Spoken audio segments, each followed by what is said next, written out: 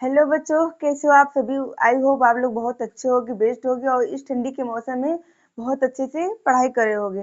तो मैं आप लोग को बता दूं कि आप लोगों का जो एलटी ग्रेड वाले बच्चे हैं जिनको एग्जाम देना है भाई, कुछ लोगों का तो क्या है कि दिसंबर में एग्जाम हो गया, लेकिन कुछ लोगों का क्या है कि 17 जनवरी को एग्जाम होने वाला था। तो क्या है कि कल एडमिट कार्ड है, क्या हुआ है कि मिल रहा है, निकल रहा है। ठीक है, तो आप लोग जा करके अपनी वेबसाइट पे उसको डाउनलोड कर लीजिए और जिन बच्चों का नहीं निकला है भाई निकाल लीजिए। ठीक है, चेक कर लीजिए कि आप लोग का सेंटर किधर है। तो चलिए, बस एक जितना भी अल्टी ग्रेड में जितने भी सिलेबस थे मैंने सारा आपको बता चुका है, सब कुछ मैं आपको पढ़ा चुकी हूँ। बस एक चैप्टर बचा है, वो क्या है भाई, हमारा वास्तु सर्जन एंड प्रकाश संश्लेषण। ठीक है, क्या बस ये एक चैप्टर है। और मैं गारंटी के साथ कहती हूँ कि मैं एग्जाम तक, यानी एग्जाम के एंड तक, आई मीन एग्जाम के 2 या 3 दिन पहले मैं क्या है इस चैप्टर को पूरा आपको खत्म कर दूंगी। 2 या 3 दिन क्या, मैं 2-3 दिन में खत्म कर दूंगी आप लोगों को। ठीक, उसके बाद क्या, मैं डेली 160 क्वेश्चंस कराऊंगी आपको। ठीक है, तो आइए चलिए देखते हैं बिना टाइम वेस्ट किए, क्योंकि भाई हमारा एग्जाम का डेट क्या है पता हम लोगों को है। अब तो बच्चों आप लोगों को क्या है कि सेंटर भी पता चल जाएगा, तो लेट नहीं करना। जो भी अब टाइम बचा हुआ है उसको क्या आप लोग खूब अच्छे से मेहनत से मन लगा के क्या करिए, पढ़ाई करिए, है ना। तो चलिए देखते हैं क्या हमारा वाष्पोत्सर्जन सर्जन एंड प्रकाश संश्लेषण। अब देखिए इसको इंग्लिश में क्या कहते हैं मैम। हाँ, मैं पहले स्टार्टिंग से भी बोलती हूँ, अभी भी मैं बोलूंगी, कुछ भी आप लोग पढ़ते हो या कोई भी चीज है तो हिंदी साथ हमें क्या है, इंग्लिश जानना बेहद इंपॉर्टेंट होता है। ठीक है ना, तो हम इंग्लिश भी देखते हैं। तो देखिए वाष्पोत्सर्जन एंड प्रकाश संश्लेषण का को इंग्लिश में हम कहते हैं भाई प्लांट ट्रांसक्रिप्शन एंड फोटोसिंथेसिस। क्या कहते हैं, plant transcription and photosynthesis. Understand, इतना समझ में आ गया। चलिए अब हम अपने टॉपिक पे चलते हैं। सो मैं हमेशा बताती हूँ आप लोगों को, हम कोई भी टॉपिक पर जो भी मतलब मेरा हमारा चैप्टर का नाम होता है, ठीक है, उसके बारे में हमें पहले जानना चाहिए। अगर उसका क्या है डिस्कवरी वाला है यानी खोज करता है, खोजकर्ता को भी अवश्य जाने, और अगर खोजकर्ता नहीं है तो उसकी डिफिनीशन को भी क्या करें, अवश्य जाने। ठीक है, तो देखिए पहले हम आपको पढ़ाएंगे वाष्पोत्सर्जन, है ना। क्या पढ़ाएंगे आपको, वाष्पोत्सर्जन, जिसे हम क्या कहते हैं भाई, ट्रांसक्रिप्शन कहते हैं, मीन्स प्लांट ट्रांसक्रिप्शन कहते हैं। सो आइए देखते हैं वाष्पोत्सर्जन। इसके बाद क्या है, हम बताएंगे आपको फोटोसिंथेसिस यानी प्रकाश संश्लेषण। ओके, तो देखिए वाष्पोत्सर्जन यानी ट्रांसक्रिप्शन, मतलब क्या होता है भाई हमारा ट्रांसक्रिप्शन। ओके, क्या होता है हमारा, ट्रांसक्रिप्शन होता है। ठीक है, क्या होता है हमारा ट्रांसक्रिप्शन। ओके, तो आइए देखते हैं हमारा ट्रांसक्रिप्शन क्या है भाई। तो देखिए पत्तियों की रंध्र, है ना, पत्तियों की रंध्र द्वारा जल को वाष्प बनाकर उड़ा देना ही क्या कहलाता है, हमारा वाष्पोत्सर्जन कहलाता है। ठीक है, क्या है यहाँ पे आप लोग देख सकते हो कि यहाँ पे है पत्तियों के रंध्र। अच्छा देखिए ये क्या है, तो देखिए रंध्र को हम इंग्लिश में क्या कहते हैं, स्टोमेटा कहते हैं ना। क्या कहते हैं, स्टोमेटा के नाम से हम जानते हैं रंध्र को। यानी इंग्लिश में अगर कहीं रंध्र आ जाए, सॉरी स्टोमेटा आ जाए तो आप लोग समझ जाइएगा तुरंत, नहीं इसका मतलब होगा हमारा रंध्र होगा, अगर स्टोमेटा कहीं पर भी आप लोग को दिख जाए तो। ओके, अब रंध्र क्या होता है, मैं यह बता दूं कि जैसे हमारी क्या होती है, हमारी लीफ होती है। ओके, क्या हमारी ये लीफ है, इसमें हम क्या ये जब ऐसे कोई भी चीज बना होता है, आप लोग कभी ध्यान से देखोगे ना बेटा, तो ऐसे ऐसे ऐसे ऐसे क्या होते हैं, छोटे छोटे छोटे छिद्र होते हैं। ओके, उसे हम क्या कहते हैं, स्टोमेटा कहते हैं। मीन्स अगर हम लोग अपनी बॉडी में एग्जाम्पल के तौर पर मैं बता दे रही हूँ, ये हमारी बॉडी है, ये हमारी बॉडी जो है, ये हमारी बॉडी क्या है, जिसमें हमारा बाल निकला हुआ है ना छोटा छोटा, हमारे हाथ में, पैर में, चेहरे पे, कहीं पर भी, तो क्या है जो छिद्र होता है ना, वो हमारा क्या है, वो हमारा रंध्र है, आई मीन स्टोमेटा। यहाँ से क्या होता है कि यहाँ से हमारा पसीना भाई निकलता है, इंक्रीज होता है। ओके, तो आइए देखते हैं फिर से पत्तियों के स्टोमेटा द्वारा जल को वाष्प बनाकर उड़ा देना ये क्या कहलाता है, हमारा वाष्पोत्सर्जन कहलाता है। ठीक है, अब देखिए पत्तियों के रंध्र द्वारा, यानी पत्तियों के जो छिद्र होते हैं, मतलब रंध्र होते हैं, उसी के ही द्वारा जल को वाष्प बनाकर क्या करते हैं, उड़ा देना ही क्या हमारा कहलाता है, ट्रांसक्रिप्शन कहलाता है। ओके, आइए हम आगे देखते हैं। आई होप आप लोग को अच्छे समझ में आ रहा होगा। जिन बच्चों को समझ में नहीं आता है प्लीज आप लोग क्या करिए, कमेंट कर दिया करिए। और मैं आपको हमेशा एक बात बोलती हूँ कि जब जब कभी भी, है ना, क्या है, जब कभी भी आप लोग वीडियोस को देखते हैं तो क्या कर, तो भाई आप लोग लाइक नहीं करते हो बेटा। हाँ, क्यों, क्या क्या प्रॉब्लम है आप लोग को, प्लीज आप लोग वीडियो को लाइक कर दिया करिए, क्योंकि मुझे बोलना अच्छा नहीं लगता, बट क्या है कि बोलना पड़ता है, क्योंकि आप लोग ऐसा करते नहीं हो। तो अगर वीडियो देख रहे हो आप लोग तो लाइक भी कर दिया करिए साथ में, ठीक है। तो आइए देखते हैं, वाष्पोत्सर्जन में जल हानि की क्रिया दर्शाता है ना। क्या है कि वाष्पोत्सर्जन में जल हानि की क्रिया को क्या करता है, दर्शाता है ना। क्या करता है, दर्शाता है। मतलब मैम इसका मतलब क्या है, ठीक है, वाष्पोत्सर्जन है ना, वाष्पोत्सर्जन में जल हानि की क्रिया को दर्शाता है। इसका मतलब ये है कि जब हमारा मान लीजिए हाँ, ये हमारा खूब ढेर सारा जल एक नदी में या तालाब में, जो भी आप कह रहे हो जल है, उसमें क्या है कि वो जल गर्मी के दिनों में क्या होता है कि भाप बन करके उड़ने लगता है ना। क्या होता है, उड़ने लगता है।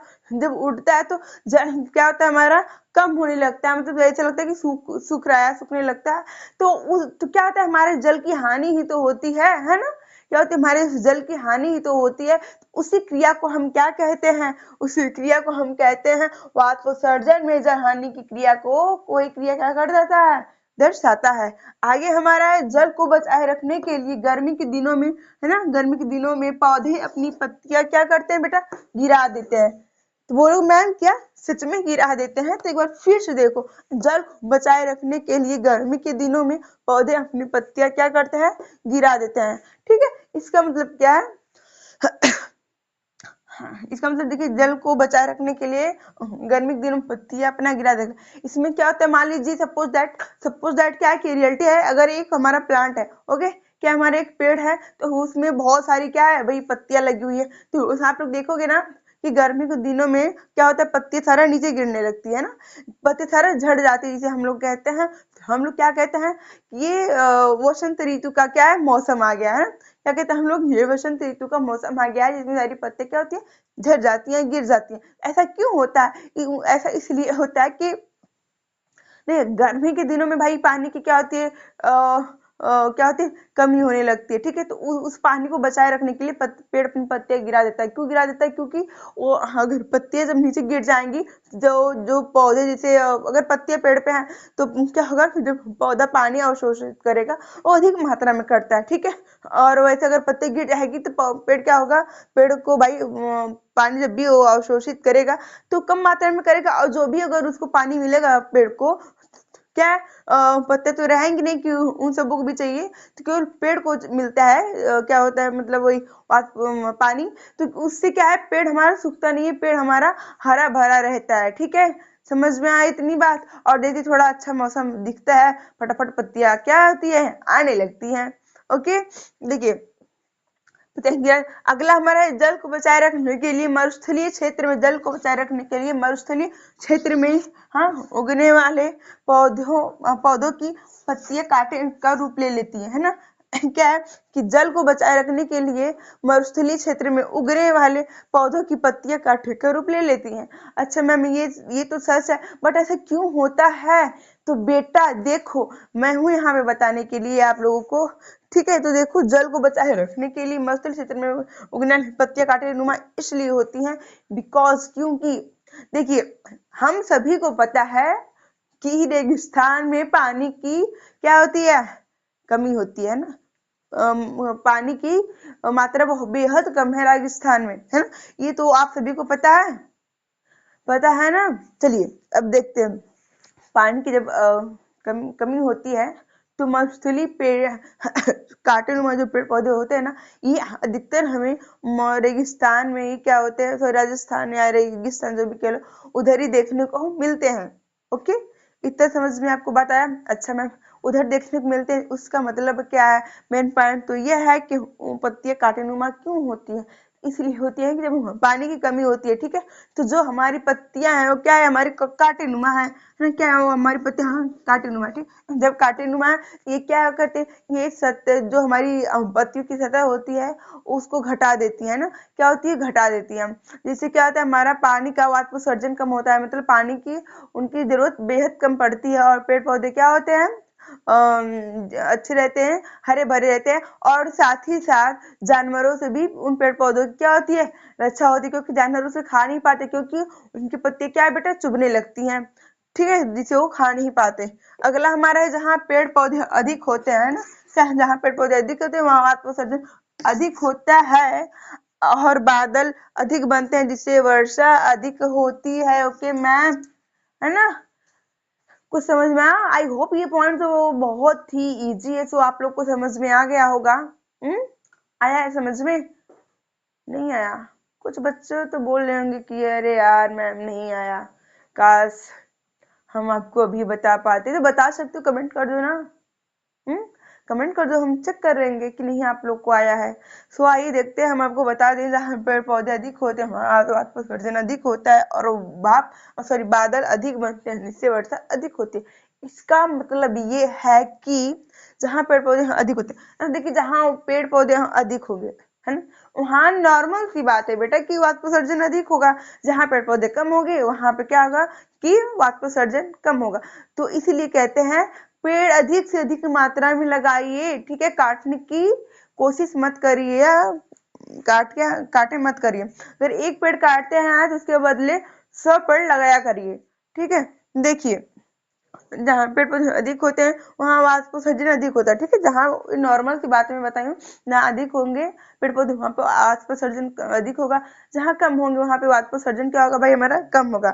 अच्छा, जहाँ हमारे पेड़ पौधे क्या है कि अधिक होंगे वहाँ पे क्या होगा, जब वाष्पोत्सर्जन अधिक होगा तो जब वाष्पोत्सर्जन अधिक होता है यानी भाप बन के उड़ता है, जब ना जो कहते हैं ये बादल है, बादल नहीं होता है बेटा, वही जो हमारा भाप बन के उड़ा मतलब पानी का वाष्पोत्सर्जन हुआ होता है, जो वाष्प बन के ऊपर क्या उड़ा होता है, वही उसी को हम क्या कहते हैं बादल कहते हैं, ठीक है? तो जब हमारा भाप बन के क्या होता है कि ऊपर चला जाता है वाष्प बन करके, फिर वही क्या है कि हमारा बारिश के मौसम में क्या है वही वाष्प क्या होता है बारिश के रूप में हमें नीचे गिरता है यानी मिलता है, ठीक है? वही जो वाष्प है क्या है कि बारिश के रूप में हमें बारिश के मौसम में देखने को मिलता है, वही हमारा पानी होता है, वही वाष्प होता है, ठीक है? कोई नया बन के नहीं आता है, भगवान नहीं बना के देते हैं, ठीक है? अगला हमारा है वाष्पोत्सर्जन को प्रोटोमीटर भी कहते हैं ना। क्या है? वाष्पोत्सर्जन को हम प्रोटोमीटर द्वारा नापते हैं। ओके, तो जो वाष्पोत्सर्जन है उसे हम किसके द्वारा नापते हैं? तो ये बहुत इंपॉर्टेंट क्वेश्चन है, हम सच बोले तो ये बहुत क्या मोस्ट से भी ज्यादा मोस्ट इंपॉर्टेंट क्वेश्चन है, बिकॉज ये ऑल एग्जाम में पूछा गया क्वेश्चन है बेटा, है ना? ये ऑल एग्जाम में पूछा गया क्वेश्चन है कि हमारा वाष्पोत्सर्जन को किसके द्वारा नापा जाता है। तो देखिए वाष्पोत्सर्जन को हम प्रोटोमीटर के द्वारा मापते हैं, ठीक है? इतना समझ में आ गया? कल हम आपको बताएंगे प्रकाश संश्लेषण यानी फोटोसिंथेसिस।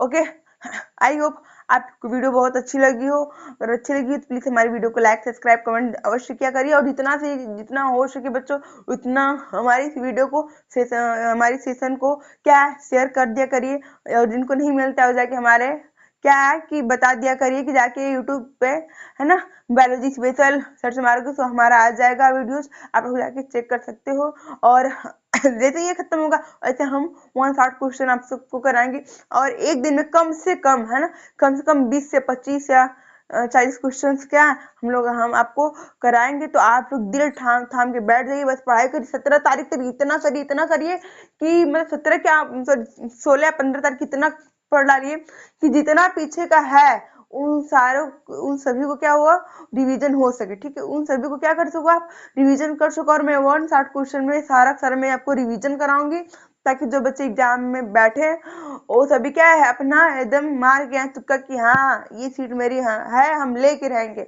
ओके, तो चलिए मिलते हैं फिर कल फोटोसिंथेसिस के साथ। चलिए, धन्यवाद।